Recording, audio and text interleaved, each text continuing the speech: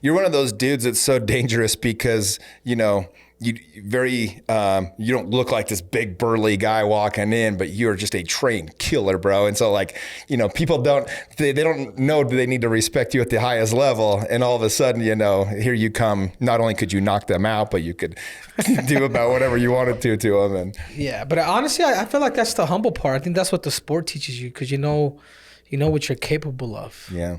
I can dive. If I get a big dude, I can dive to the ankles, rip his ankle off, or take his back, or a takedown, something along those matters. But I think it also, what mixed martial arts teaches you, it teaches you restraintment.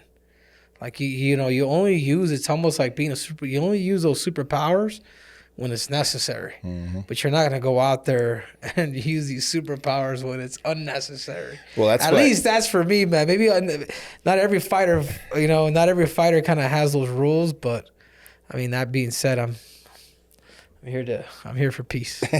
Well, that's the beauty of it, right? When you know how to fight and you have your skill level, people can feel an energy that's just different about you, and they're most likely going to leave you alone. But the beauty of it, it doesn't benefit society to be a weak man. What you want to be is capable of being a monster, like Jordan Peterson says, but you choose to be peaceful, right? You have that restraint, and that's the ultimate level of any martial art, is to have that ability to absolutely destroy anybody that comes at you, but being smart enough and restrained enough to never use it unless you absolutely need to. Yeah, no, of course, man, of course. 'Cause if not, then you're using the gift for your self-being, But I've never had an issue with that. I'm the type of dude that I'll walk away unless somebody spits on me or pushes me or something. You never had anybody try to start anything with you in public and not knowing who you were? Not that I can remember. If anything, I think I tend to do some things like that but never really to fight. It's more to kind of, for entertainment purposes. It's a business for me. Yeah, that's cool, man. Well, it's fun. One thing I love about, again, UFC fighters is you're just these people in society that you would never know. I remember I was at a club one time for a Halloween party, and we had no idea. At the time, I didn't know who he was, but Israel Alessandro was sitting at our table for about 2 hours. And it wasn't until he got up and went to the bathroom and a bunch of people started following him and getting photos that I realized, oh, wow, because we were all in costumes. And so I didn't even realize that. But you just have somebody sitting there that's, one of the baddest men on the planet, biggest fighters literally in history. And you have no idea. It could just be a normal person sitting there. That's one thing that's kind of fun about, again, being able to be here with you and see what you've accomplished, both as a wrestler and a UFC fighter. But you said, you said this already in the interview, but you talked about that these were goals that you'd set out. And I've heard you talk about this many times before. And I think I'm a goal setter. I do a goal setting seminar every single year for people. But I'd love to go back and hear you, when you were just clear, a young kid, you set these giant goals and then work to accomplish those. I'd love to kind of get into that a little bit of, how did you know to set goals, and how did you know to go after those goals in such a way to bring those to reality? Yeah, and I think back then I never really wrote it down. And the only reason why I never really wrote it down back then, I wrote it down only one time when I was in high school to really set my goals down. I was reading the book Rich Dad Poor Dad, but that really, the Rich Dad Poor Dad, it was just an analogy. It wasn't like my recipe to success either, because I had this fantasy of becoming the best in the world ever since I was a kid. But at the end of the book, it does say, write your goals down. And I remember my number one goal, this is ironic, was to be the best father and best husband that this world could ever offer. This is as a 17-year-old kid. And then the number two goal was to become Olympic champion. And the number three was to become a 2-division UFC champ. Wow. And I think some people just tend to have it. Are you born or are you made? Or is it a combination of both? And I personally feel like it's a combination of both. Because even though I grew up, pretty humble, it's also the best thing that could happen to you if you want to reach success, because adversity and bad experiences is what makes somebody. Yeah. Is what makes somebody hungry. So then I go back as a little kid who was inspired by watching the Olympics of '96. I was a 9-year-old boy, and I'll never forget it, because watching Michael Johnson shattered the world record with his infamous shoes, it just it inspired me forever. And at that time, I'm first-generation American. So my parents came to this country illegally to live the American dream. So I lived in border towns as a kid in Las Cruces, New Mexico, where immigration was like pretty common. And I remember I used to see my uncle Chucho. A lot of my uncles get chased like right in front of my lawn, dude. Like straight up, like right in front. Damn. But to us, it was like, it was just another day. And it was funny because within a few days, my Uncle Chucho would be back at the house cooking beans. I'm talking about, this is like the early 90s, bro, where they would just deport you, and it was just like, you would just hop on over however the heck you find a way. So I think as a kid, that American dream and the fact that my mom would always say it, it's like, Henry, you're an American. I didn't get it. Mom worked several jobs and, the land of opportunity and whatnot. I'm just like kind of mind boggled. But you slowly, as you get older, you slowly start to understand. As you get older, you start to travel the world. You start to recognize that, hey, there's a reason why people flee. There's a reason why people risk their lives on the line, like my parents, to get over to this country. And I think a lot of that was instilled in me. But it also comes down to, your heart and your ability. I always talk to people, when I do talk to them, I'm just like, hey, man, there's two things that you should always question. And it's your heart or your ability. What is your heart?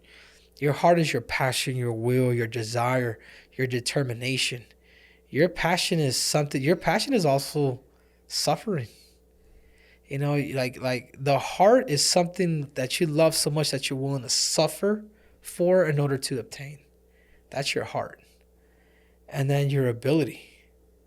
Your ability is something that's God-given, but it's also your ability. It is God-given, but it's also you finding the right resources and finding the right engineers to take you to the promised land.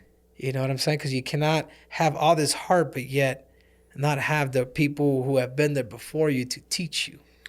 And I feel like I've had a little bit of that. So the reason why I bring that up is because I was a 17-year-old kid, moved out from Phoenix, Arizona to Colorado Springs as an experiment for the United States Olympic Training Center to become a world and an Olympic champion.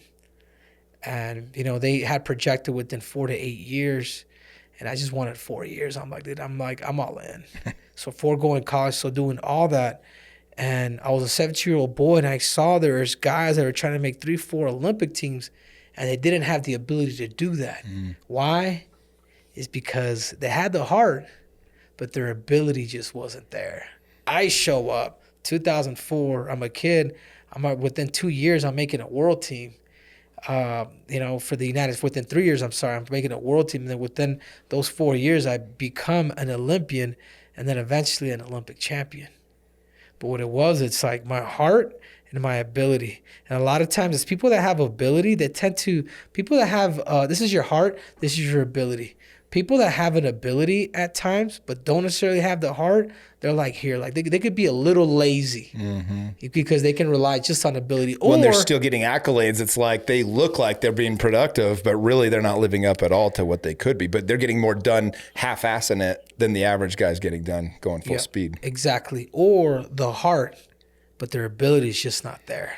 They can train all they want. They can run 50 mountains, but they just don't have that certain IQ of that understanding of that certain trigger, that certain bounce, whether more like it's probably physical, technical, and tactical, that can't take them there.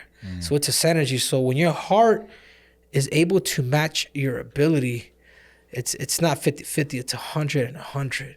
When there's a connection there, then that's the recipe to can you become the 0.001% as an Olympic champion. I think it's not just believe and achieve and it'll come true. It's like, dude, you really got to dissect this thing in all areas from mind, body, soul, the whole nine. But it's important. It is important to really question, because the more you question, the more you're able to find answers and the better you become. So what age did you know that you were special, and did that drive your passion to go all in? Because one thing that you were well known for, even in your, wrestling days before you ever even got into the UFC, was just outworking everybody, and that, that ability to just, really just keep pushing at a full level. Yeah, honestly, I almost feel like since birth, I knew I was different. Since I was a kid, that I knew that I was gonna have things, and I knew things were gonna be different for me. I I just had a different viewpoint. Like as a fifth grader, when I first started wrestling, I was like, I think I won like 30-3 my first year. Like just 3 losses with 30 wins, avenging one of those. Like it was a natural ability by just watching the sport. I was able to watch my whole brother like one season just compete before I kind of got in there. So I'm just like, okay, that's what they're doing. Oh, I like that low single. Like it's gorgeous. But at the same time, it was like I was a kid, but I wasn't a kid. Through life experiences and things like that, I also knew that this was also my ticket to get out. You knew that from an early age. Yeah, you do, man. I'm one of 7 kids raised by a single mother. Uncles come over from Mexico. There's no food in the fridge. Air conditioning goes out. Never had Christmas toys. Never had a own bed till I moved to the Trade Center at 17. Like, there's a lot of these different obstacles that just makes you different. So even as an 11, 12-year-old kid starting the sport of wrestling, like I took it serious. When it's hard to beat somebody that, has all those extra drivers or that extra motivation. You get the kid that maybe was born with a lot of more comforts, and it's going to be difficult to get that kid because ultimately, he might have the skill and even the heart, but you kind of burn the bridges at that point. You're like, I'm going all in. You literally moved to Colorado as a 17. I can imagine just up and leaving to this other space, but you said, this is my ticket out. Yeah, of course. It is, but it's necessarily, well, maybe it is my ticket out, but it's more of me of manifesting that imagination that I had of becoming an Olympic champion.